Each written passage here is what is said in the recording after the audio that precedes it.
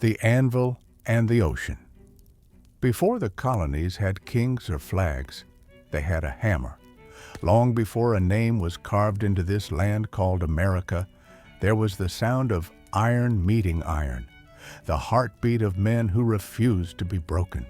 You see, my boy, before this land was a nation, it was a dream, carried across an ocean by hands stained with soot and hope. Leaving the old world, he came from the old country, a small English village wrapped in smoke and mud. Every dawn, his forge breathed fire before the sun even showed her face. The ring of his hammer echoed down crooked streets, a song of honest work in a world ruled by kings. But life in that world was hard. Iron was taxed, land was owned by lords, and a man's sweat belonged to someone else's name. So, when whispers of a new world reached the taverns, a place where the land was wild and free, he listened. He sold what little he had, his spare tongs, a barrel of nails, even the anvil that had been his father's before him. But his hammer, that he kept, wrapped in cloth, tucked close to his chest, because a blacksmith without his hammer is no man at all. He left behind the smoke of his old forge and stepped toward the unknown, iron in his hands, fire in his heart. The voyage across the Atlantic, the sea, they said, would take months. And oh, it did. The ship groaned like an old beast beneath the waves, her timbers creaking, her sails whipped by salt and wind. Storms came, days blurred into nights, rats fought for crumbs, men prayed for land that never seemed to come. But even there, in the belly of that ship, the blacksmith found his rhythm. When a hinge broke, it was his hammer that sang. When a nail bent, it was his hand that straightened it. He earned his place, not with words, but with iron. And sometimes, in the darkest hours, when the ocean roared and fear crawled through every man aboard, he'd tap his hammer softly against the iron nails of the hull, a quiet, steady rhythm, clang, clang, clang, and the men would listen, because that sound meant survival. Even in the heart of the storm, the ring of iron followed him, and maybe, just maybe, it kept the sea itself from swallowing them whole. First steps on the new land, then one gray morning, the mist parted. Land, tall forests, dark and endless, rivers that caught the first light of dawn, the new world. He stepped off the ship, boots sinking into wet sand. The air smelled of pine and promise, but this place was no paradise, not yet. No homes, no roads, only trees, rocks, and the wild call of unseen beasts. They built what they could from what they had. And before they built churches, before they raised walls or fences, they built a forge. He found flat stones by the river, built a stand for his anvil from driftwood and faith. Then he lit a fire, small at first, trembling in the wind. But when the first spark caught and iron met flame once more, the wilderness had its first song. That day, the forest met the forge, and the sound of the hammer was the first heartbeat of a new world. The forge as hope. Other settlers gathered round that fire, tired, hungry, lost, but they stood there, watching him strike metal, and for the first time since they'd left home, they believed. He forged nails for their houses, hinges for their chests, blades for their hunts. Every spark that flew was a piece of civilization being born. Children would sit near the forge, eyes wide, faces glowing orange from the fire. To them, he was more than a blacksmith. He was a maker of miracles. And as the smoke curled up into the cold night, the sound of hammer and anvil echoed through the clearing, steady and sure. That ring of iron told them they were no longer lost. It said, "We can build here, we can stay." Every clang was a promise that this land would hold. the fire that never died. As seasons turned, the settlement grew. Logs became walls, walls became homes. But through every winter, every hunger, one sound never faded, the hammer striking iron. Years later, they'd call it the sound of progress, but to him, it was the sound of survival. He never saw himself as a hero, no. He was just a man who worked, who made, who built. But history would remember his kind, not by name, but by the sparks they left behind. Out there, in the wilds of a new world, the anvil became more than metal. It became memory, and from that forge in the wilderness, a nation began to take shape. The forge in the wilderness. They say the wilderness could swallow a man whole, and maybe it would have, if not for the fire. Out there, surrounded by nothing but trees and fear, one sound gave the settlers courage. The ring of iron in the woods, that was the forge, their heartbeat in the wilderness, the birth of a settlement. The first winter was cruel. Snow drifted through cracks in the walls. Wolves cried from the tree line. Food was short, and hope was shorter. But through the wind, you could always hear the hammer. The blacksmith worked through nights that would have broken weaker men. His forge burned hot enough to keep frost from taking the camp. He made nails for homes, hinges for doors, blades for cutting wood, things that meant life. A settlement without a blacksmith was a body without a heart. And in that frozen land, his fire was the only sun they had, the center of the village. As spring came, the settlement grew. Cabins stood where tents once shivered, chickens clucked, children laughed, and the forge stood in the middle, always alive, always smoking. From dawn to dusk, settlers came with needs and stories. A farmer with a broken plow, a trapper with dull blades, a mother needing hinges for her door. And every time the hammer struck, the sound carried through the valley like a bell of faith.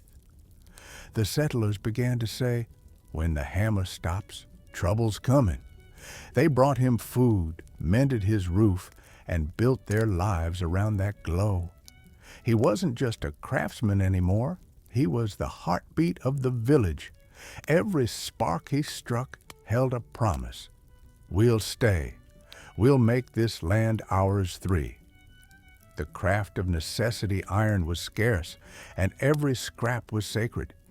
He'd melt old nails, broken knives, shattered tools. Nothing went to waste. The blacksmith became an alchemist of survival, turning ruin into usefulness. He crafted tools from memory, plows shaped from imagination, hinges formed from instinct, and when a piece failed, he simply smiled and tried again. In that time, they didn't call it art. But I tell you, boy, every hammer's swing was a prayer and every spark a verse. At night, when the forge cooled and the fire died, he'd sit outside his cabin, looking at the stars through the smoke. He'd whisper to the iron as if it were alive. Tomorrow, we build again. The sounds of a new world, as the months turned into years, new faces came, carpenters, hunters, traders, each bringing their own craft. But still, the forge stood at the center, its glow never fading. Children grew up with that rhythm in their ears. Clang, clang, clang. The lullaby of a new nation in the making. Sometimes the forest echoed it back, like even nature had learned to listen. The birds would pause, the wind would hush, and the hammer would sing alone under the stars. Aye, the wilderness had tamed the settlers. But the forge had tamed the wilderness. The first apprentices, he grew older, the blacksmith. His hair silvered, his shoulders bent, but his hands never lost their strength. And then came a boy, curious, bright-eyed, eager to learn. The blacksmith taught him not just to shape iron, but to respect it. Don't fight the metal, he said. Listen to it. It'll tell you what it wants to be. Soon others followed, boys and men alike, drawn to the glow of the forge. They learned patience, endurance, and pride in their work. In those early days, the forge was more than fire and steel. It was a school, a church, a home. It taught them what it meant to build something that lasts. The first winter revisited years past. Another hard winter came, but this time the settlers were ready. The homes were stronger, the tools sharper, the people braver. They gathered around the forge when the snow piled high, not just for warmth, but for comfort. The blacksmith would speak softly as he worked. Fire and iron, he'd say, that's all a man needs to keep the dark away.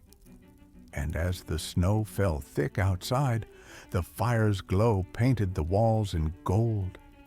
Inside that little smithy, it felt like the heart of the world was still beating toward freedom. The old blacksmith didn't know it, but what he forged went beyond tools. He was shaping more than iron. He was shaping a spirit that would one day rise up and call itself American. From those early fires, my boy, came the courage to stand, to fight, and to build. Every nail, every blade, every spark, it all led somewhere greater.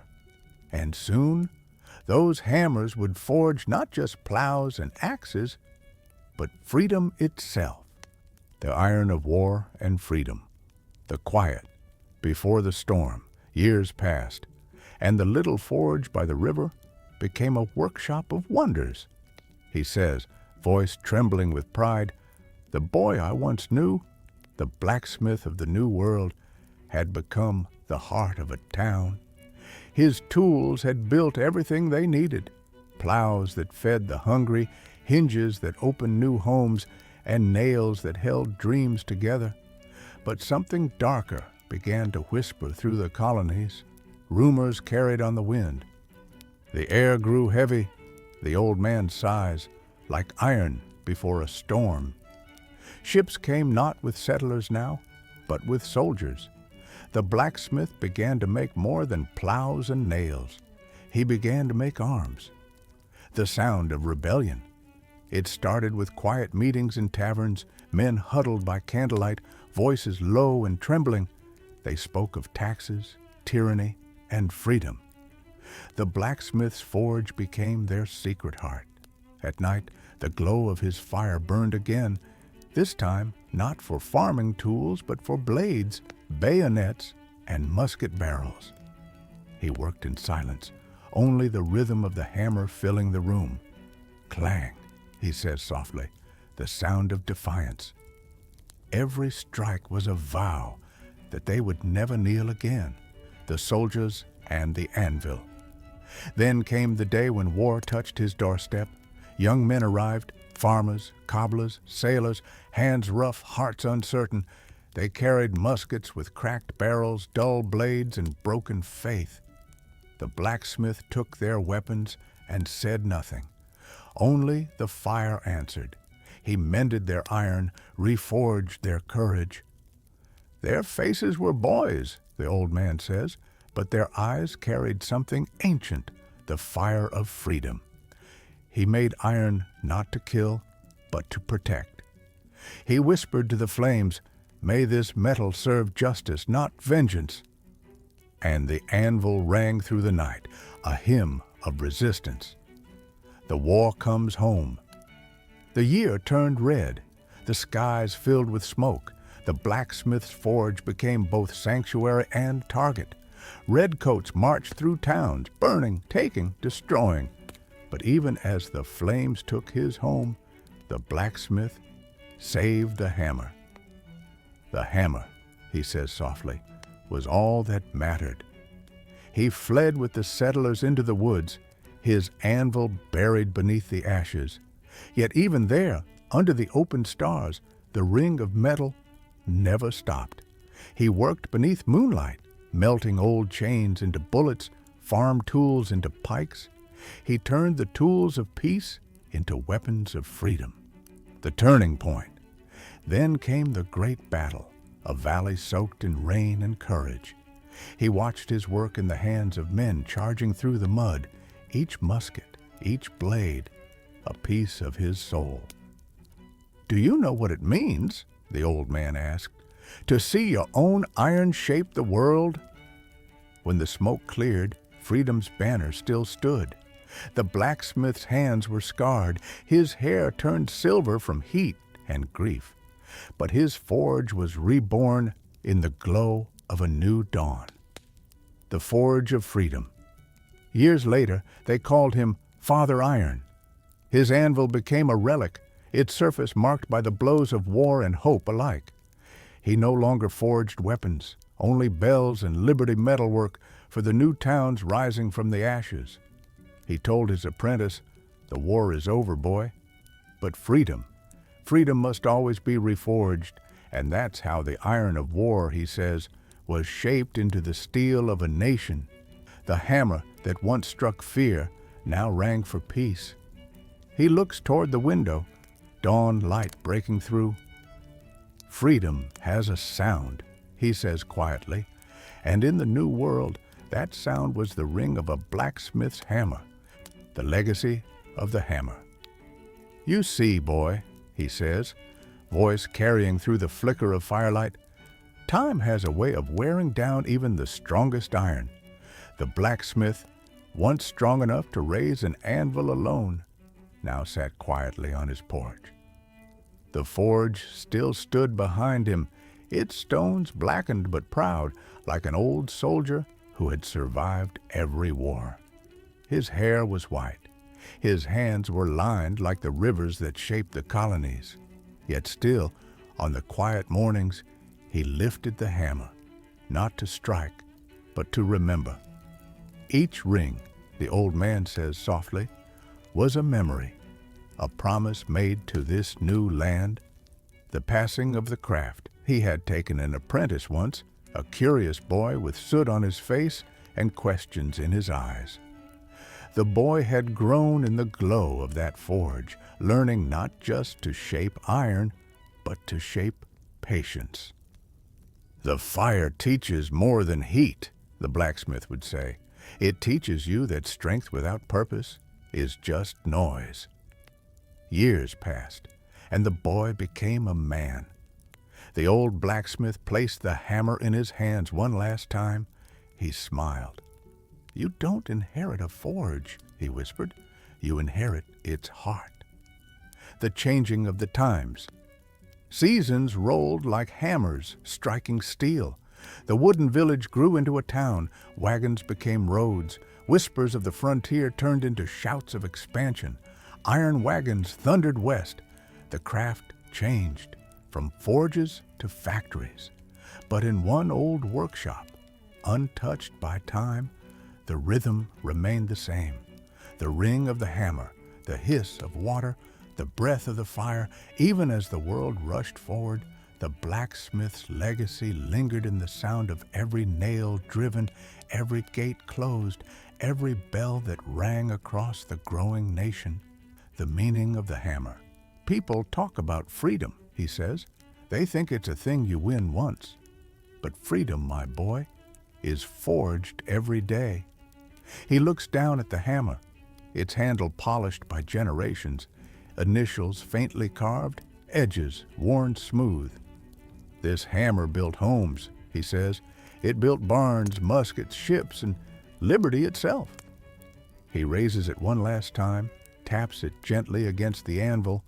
Clang, a sound that has not changed in 100 years. The world will forget the man, but it will never forget the sound. The echo of America.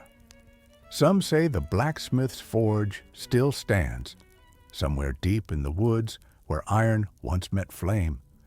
Travelers claim that if you pass it at dawn, you can still hear a faint hammer ringing in the mist. Not loud, not proud, just steady. The sound of work, of faith, of building something meant to last. "His hammer built America," the old man whispers again, "but his spirit built its soul." Every nation, he says, needs its kings, its soldiers, and its dreamers. But before all of them, it needed a blacksmith, and so the hammer rings on, not in iron, but in the hearts of all who build.